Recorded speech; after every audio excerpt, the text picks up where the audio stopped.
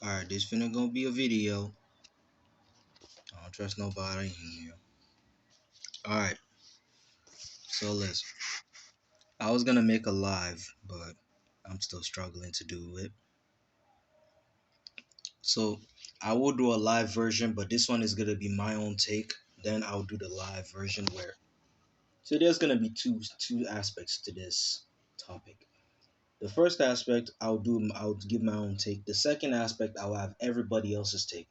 So y'all can go in the comment section and help me how to handle StreamYard because I sure don't know how the hell to deal with it because I can only allow 6 people per time. So I'm still gonna have to figure things out.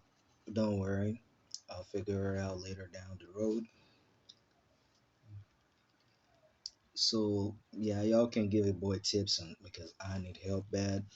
But to jump to the topic of the day, which is what kills coaching.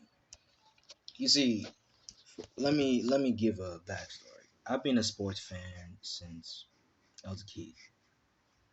I started with football, and I'm not gonna call it soccer because that's not what the name I know it as when I was growing up. So I'm not gonna call it that name.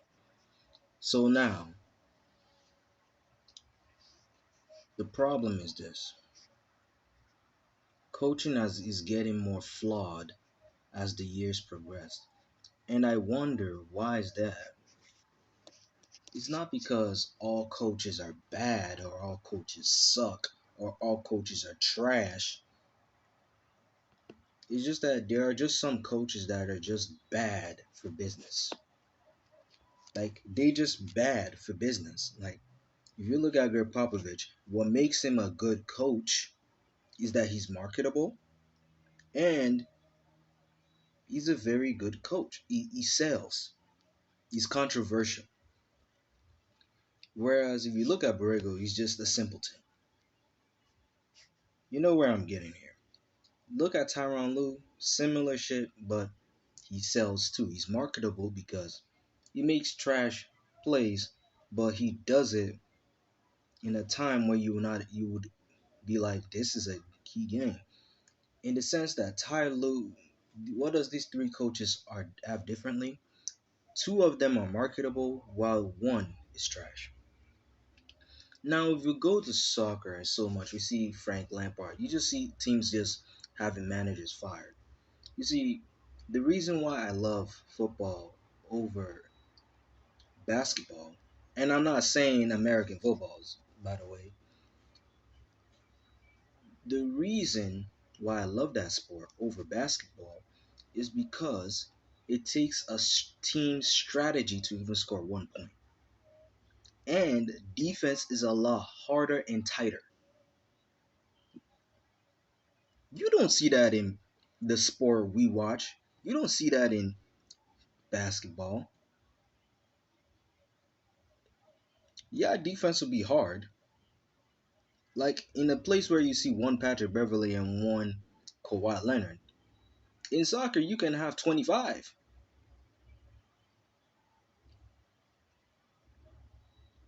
In football, American football, you can have like 50. The difference is that to score a point is hard because it's strategic.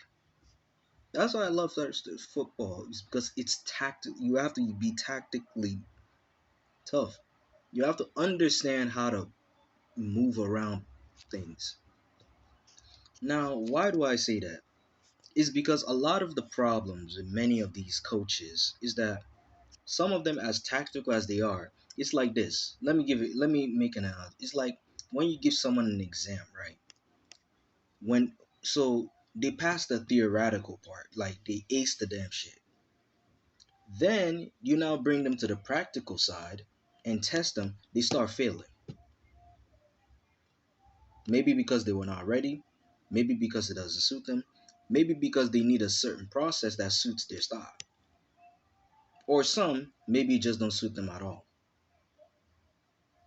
We see that with many professional coaches like boxing, MMA, all that. Like I said, in the live version, I'm actually gonna go more in depth and have people have their touch, That is if I can figure out how to work around StreamYard because I'm confused. I still don't know how to deal with that. So, all in all, back to the topic.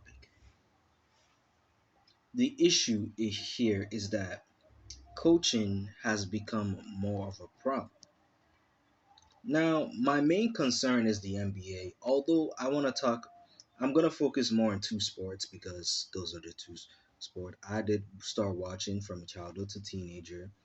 So, but I will address other sports and have other people. So I wanna have a in my the live. I want a panel where I want to have majority coaches. Okay, majority coaches because I want to have their takes. So in this in this situation we find ourselves in, we need to learn as people to understand what makes a good coach. You see, to me, a good coach is someone that can believe in his players, fight for them, and also trust them to do the right thing when it matters the most. And also can be good at making adjustments when things don't work out. And key section 5 is that a good coach should be able to understand and give roles to his players. You see, Greg Popovich, as Greg Popovich have this theory. You see, why did I bring up three NBA coaches and I bring up one football soccer coach? You see, I'm gonna go back to 2012 when I was young. I used to have to watch TV. The people's houses, man. Like it's not a mean thing. It's just childhood life, man. So now our coach for the two because that season, this 2012 season, we won the treble, Premier League, FA Cup, and I'm not sure about the FA Cup, but we won the Premier League and Champions League that same year. You know what happened?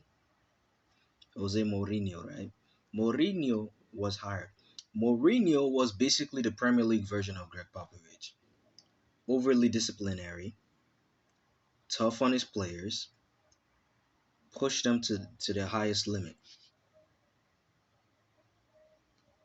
But he still got fired. Chelsea now hired this young dude that just came in all of a sudden during the January transfer window. They just signed his dumb man. And he looks like Gordon Hayward, more of the stickman version of Gordon Hayward. Oh God. Now, I'm not gonna hate. It took us 9 years to win the Champions League. 9 years. Yes, I'm a Chelsea fan. 9 years. Now, what does that have to do with good coaching? You see, Mourinho during that year that we won the treble per se, it took discipline, hard work, every five aspect that I outlined. It did everything right. You had attackers being attackers, defenders being defenders, goalkeeper being goalkeeper, even to the point that there was a penalty, the final to enter the penalty shootout, that the goalkeepers had to take the final penalty. So here's the question that I have. It's not that can we win or can we do the right thing? It's that can we be good for many reasons? Can we be good as coaches? No. It's that can a coach do the right thing when it matters the most? Ty Lue has always been known by the media as a coach that struggles with his team, and when the players are frustrated, they take the matters into their own hands. Borrego, on the other hand, is a failure of a coach that's given a chance. You see, I'm very more sympathetic to new coaches because I understand that being a coach is a pain. Is a drag. You have to deal with tactical analysis. You have to deal with mental toughness. You have to identify how players play together, work together. You have to know their mindset, the way they do, how they act. These things are important as a coach, right? Right. You see, that's not the case. Let me let me open it. In Borrego's case, it's that he doesn't want to break out of the bubble he's put in by Michael Jordan because idiots worship Jordan. Like I've been harassed by saying, but for people telling me, "Oh, watch how you talk to about Jordan, you clown." And I was like, that fan was okay with me criticizing Borrego, but not Jordan. And I'm like, okay, fine. Jordan's a bad GM. I mean, bad owner. Your coach is trash, terrible. He doesn't know how to make adjustments when it matters the most. He sabotages his rookie, the franchise player. Then you have a guy who's a known quitter from college, from his Butler days when he gave up on his team on a championship game and did it again to Charlotte. This man pulled the move he did in Butler, he put it in Charlotte. But oh, we're not gonna talk about Butler. How this man gave up and choked in the clutch in a championship game in college. Or are we gonna talk about him giving up on his team in the playing tournament and costing them a playoff spot because he doesn't want to be a leader. But he wants to prove to everybody the team is nothing without him. I'm not buying his sorry excuse for, oh, he's going to take me a few days before I can actually be 100. No, you're a known quitter. Now, on the coach's part, the main concern is the coaches. The difference between Borrego, Greg Popovich, even let's focus on those two, Borrego and Greg Popovich. Let me highlight the similarities and differences. I can at least name five, but let me start with three. Greg Popovich and Borrego, they're disciplinarians. One, good at being tactical. Two, three, they know how to sabotage players, especially the ones that they feel like could be their favorites, like like Tim Duncan and now LaMelo Ball. You see, I've been a Ball family fan, but I'm not a stan because a stan is a type of a fan that supports a player or a team like they're related.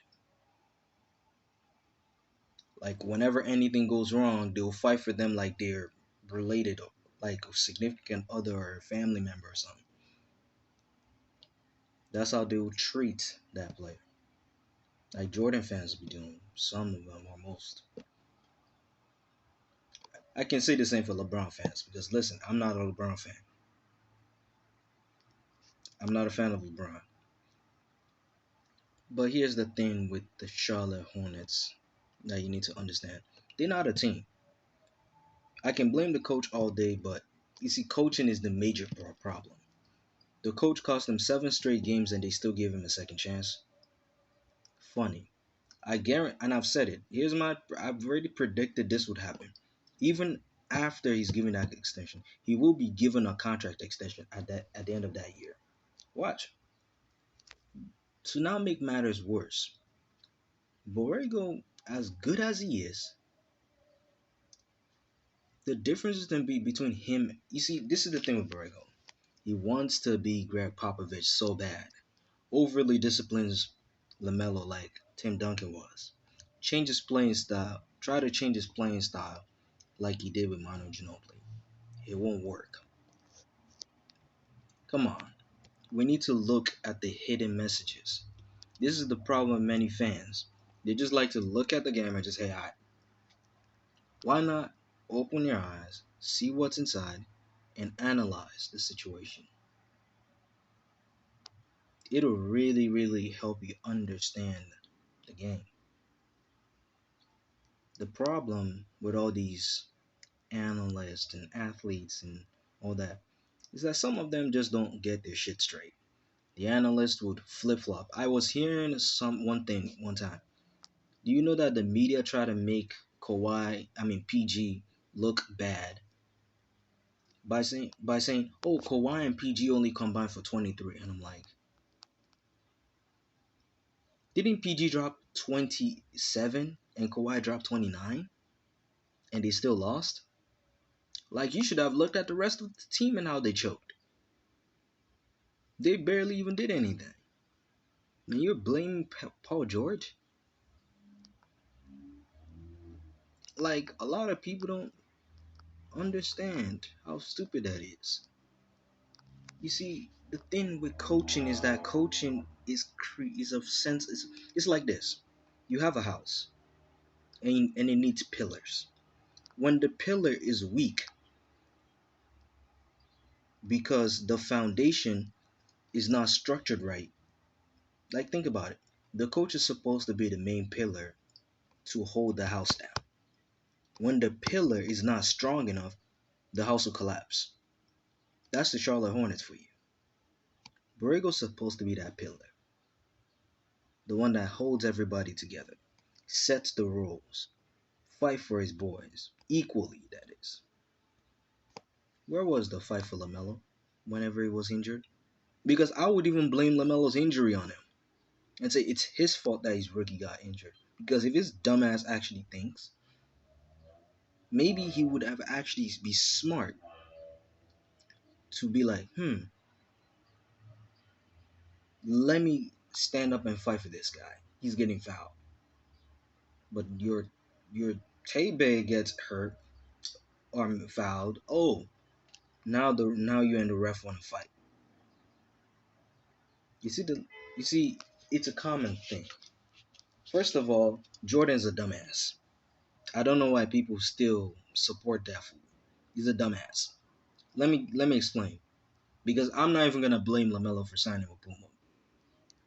Lamelo signed with Puma because it was the best option available for his sense of ownership. If he had signed with Jordan in the first place, Jordan wouldn't give him that shit. Secondly, Jordan didn't even give him an offer in the first place. So why be petty when you didn't even offer him a contract? You literally went to Zion and be like, "Hi, Zion, you have the contract." No, now you're not the guy you're drafting. Now you want to be mad. You sound like Hakeem from Coming to America. Dumbass. Out here trying to jump into a tirade. Like I had to address that before we jump to the coaching. Because the coaching, what matters with the coaching is that the terrible leadership of Borrego is what cost the team games. What makes a bad coach is a coach that does not understand his players. And it's not that he doesn't understand his player.